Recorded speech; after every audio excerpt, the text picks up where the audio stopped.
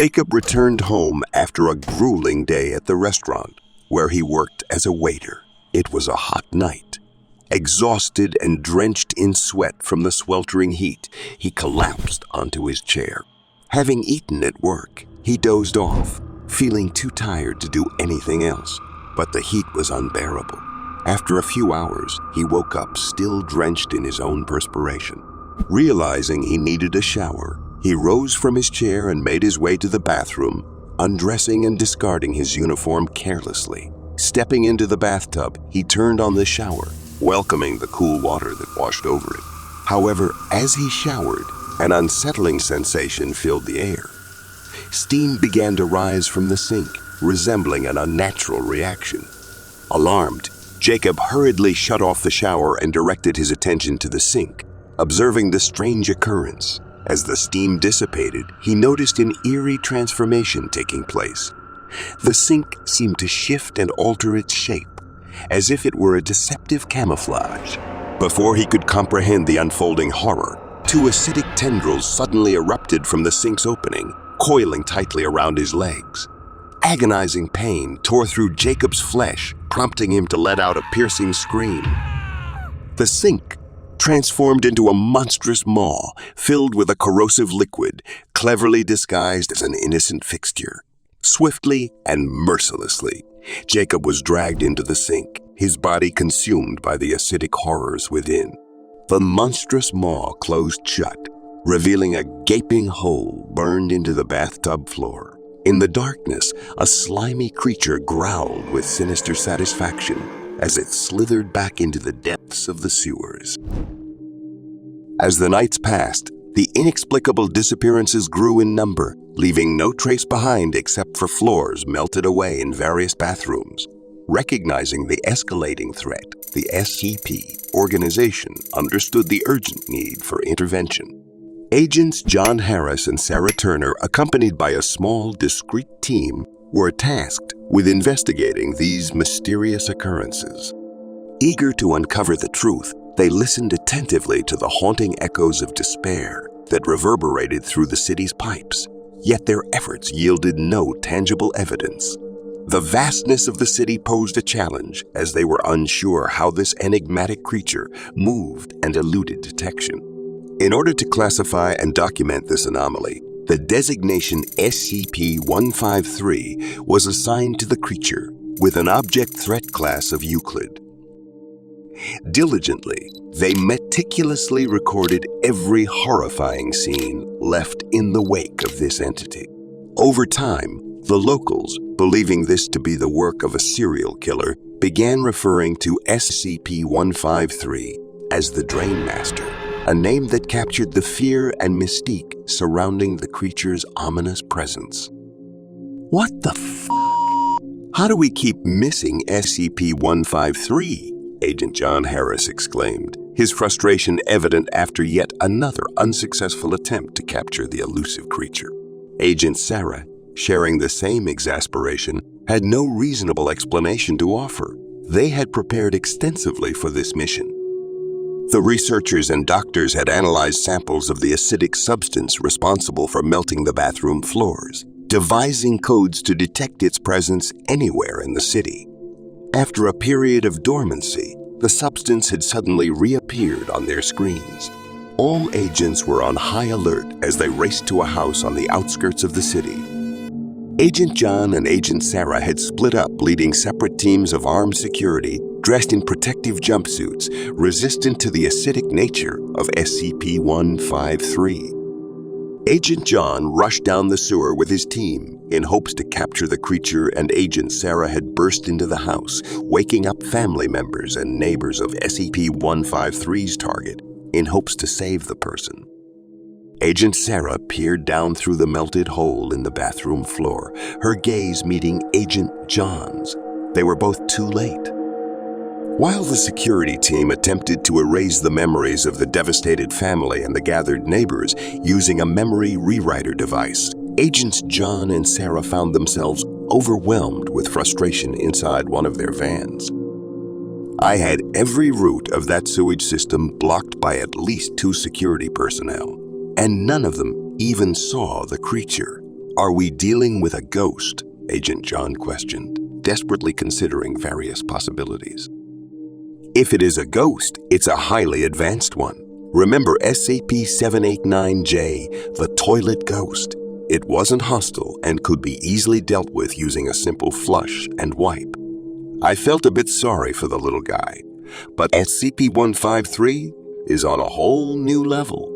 We need to act swiftly. Agent Sarah responded, acknowledging the stark contrast in threat levels.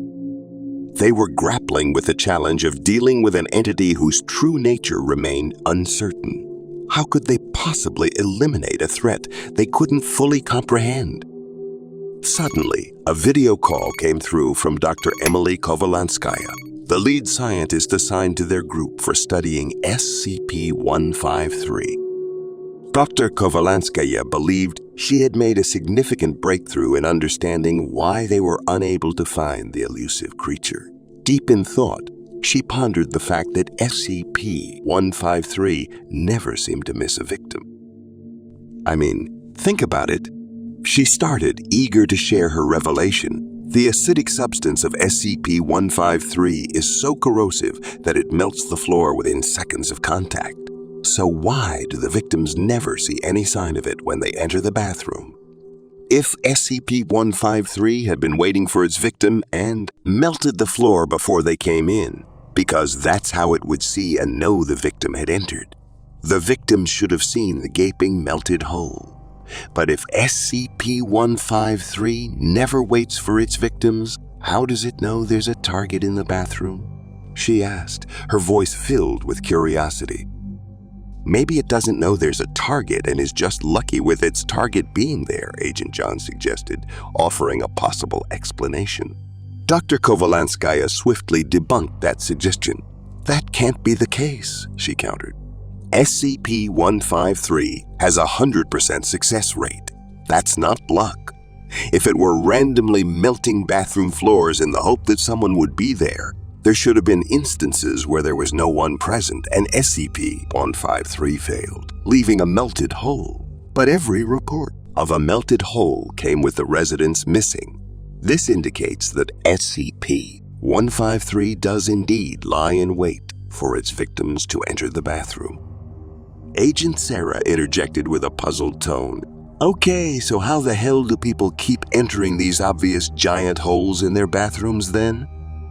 Dr. Kovalanskaya, wearing the smile of a detective who had cracked a case, responded with just one word: camouflage. Agent John and Agent Sarah exchanged glances. Their curiosity piqued. They turned their attention back to Dr. Kovalanskaya, eagerly awaiting an explanation of her revelation. I deduce that SCP-153 can camouflage itself to look like a sink or floor, Dr. Kovalanskaya explained with excitement. And because of this camouflage, victims step into its trap and sink instantly into its acid-filled mouth, which melts them instantly, making them edible for the creature. And that same camouflage allows it to wander the sewers totally undetected. Dr. Kovalanskaya also believed that because the creature needed acid in its mouth to melt its victims to size, it was actually a smaller creature than they originally imagined. Her explanation seemed plausible. It was Dr. Kovalanskaya after all. The pieces were starting to come together, but a solution was still needed. The solution came much easier, though. The agents would have to be equipped with infrared and ultraviolet sensors to bypass SCP-153's camouflage. Additionally, they would need acid-resistant containers to trap the creature. One lingering mystery remained. How did the creature pick its targets? With no information available, they could only wait for it to show up. Based on previous research, the creature attacked once every 5 days, indicating that it took that long to digest each victim and find its next meal. During those 5 days, it would move to a completely different location, showcasing its intelligence. Thus, they began the waiting game. As expected, the alert system detected SCP-153's acidic substance, this time at a mansion in a secluded estate outside of the city. The agents swiftly prepared their equipment and mobilized to the location, ready to confront the creature once and for all. At the mansion, a wild youth party was in full swing. The owner's son, Michael, had thrown a massive birthday celebration, and the atmosphere was electrifying. Different cliques occupied various parts of the house. Some teens were playing games, others were eating and drinking. A few were engaged in passionate makeout sessions, and some were enjoying the pool area. A sense of concern gripped Agent John and Agent Sarah as they parked their 3 vans a few meters away from the house. They sighed sadly, realizing the challenging situation they were about to face. The creature and a large gathering of teens who were quick to pull out their phones to record any noteworthy event.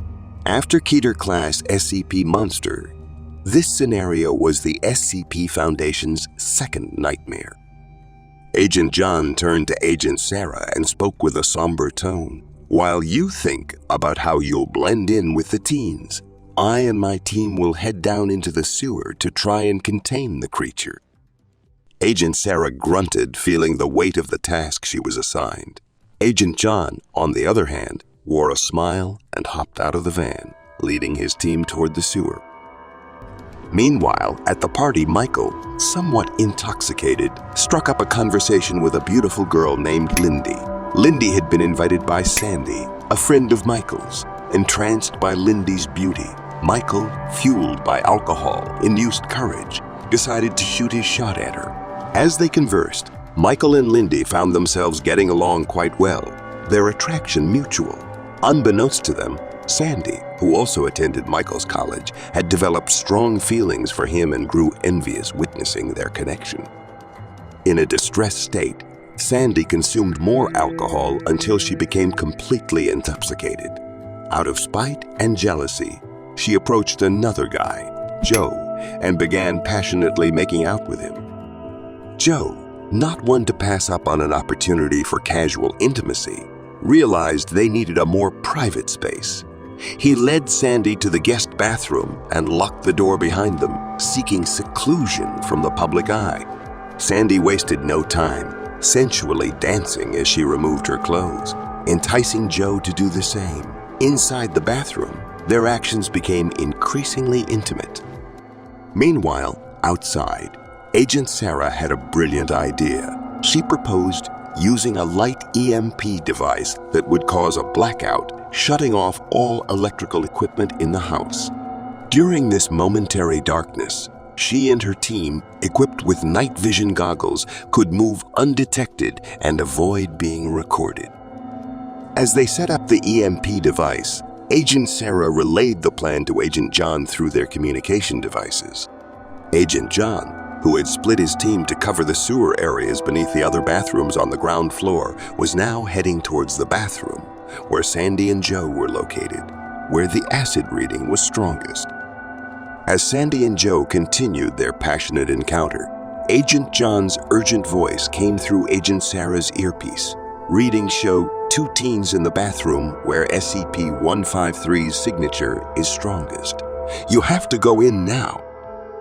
Without hesitation, Agent Sarah sprinted towards the house with all her might.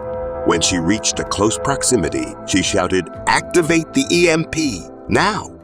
The device was activated, plunging the entire house into darkness, causing confusion among the partygoers. Agent Sarah swiftly activated her night vision goggles, maneuvering through the front door and making a beeline for the bathroom. Anyone unfortunate enough to be in her path was forcefully pushed aside. Their world plunged into darkness. With phones rendered useless and panic spreading, one person's scream triggered a chain reaction as everyone began to flee in fear for their lives.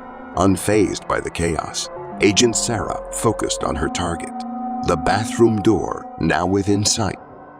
Inside the bathroom, the blackout had little effect on Joe and Sandy. Sandy, still intoxicated, stepped into the shower, turning on the water. Suddenly, 2 acidic tendrils burst forth from the sink's opening, wrapping tightly around Sandy's legs. She jolted in agony, letting out a piercing scream. Joe, unable to see clearly or comprehend the situation, could only sense the immense pain Sandy was experiencing. The tendrils swiftly pulled Sandy towards SCP-153's maw, dragging her lower body into its grasp. Fear-stricken, Joe retreated, unable to comprehend the horrors unfolding before him. In the nick of time, Agent Sarah burst through the bathroom door, pushing Joe aside as she quickly moved to grab Sandy, who is now being dragged into the creature's mouth up to her thigh level. A fierce tug-of-war ensued as SCP-153 refused to release its grip on Sandy. Thankfully, Agent John arrived just in time, equipped with infrared and ultraviolet goggles that allowed him to clearly see SCP-153. The creature resembled a nematode and had cleverly disguised itself as the pipe leading to the shower's sink. Without hesitation, Agent John fired a pulse of light energy at the creature, aiming to render it unconscious without causing its demise, as requested by Dr. Kovalanskaya. The impact of the shot was forceful enough to dislodge SCP-153 from its position, releasing its grip on the now unconscious Sandy. Unfortunately, her lower body had already been dissolved by the creature's acidic touch. Agent Sarah swiftly scooped up Sandy and rushed out of the bathroom, urgently calling for immediate medical assistance from the team in the van. However, SCP-153 was not defeated yet. It emitted a piercing shriek towards Agent John and his team before swiftly leaping into the flowing sewer water, camouflaging itself once again. Although that no longer worked as John and his team could see it, and they opened fire, relentlessly attacking the creature. Soon, SCP-153 ceased all movement, and they quickly secured it in a specialized containment unit. The creature was then transported back to the undisclosed location of the SCP Foundation branch. Sandy survived the brutal encounter, but her life would never be the same. Upon regaining consciousness, she realized the horrifying reality that she had lost her legs. What's worse, she doesn't remember how. Joe had his memory rewritten, just in case Agent Sarah had said, and he remained oblivious to what had transpired, unaware of the gruesome fate that befell Sandy. Meanwhile, Michael, the party's host, remained clueless about the events that unfolded during his party. But he got Lindy's number, so a win is a win. SCP-153 had been captured and the threat seemingly neutralized, but the story was far from over. In the depths of the city's sewers, hidden within a dark corner, a nest lay dormant, housing several eggs. As one of the eggs hatched, a baby SCP-153 emerged, emitting a growl. Here's Dr. Kovalanskaya's report on SCP-153. Please subscribe and check out this other interesting video.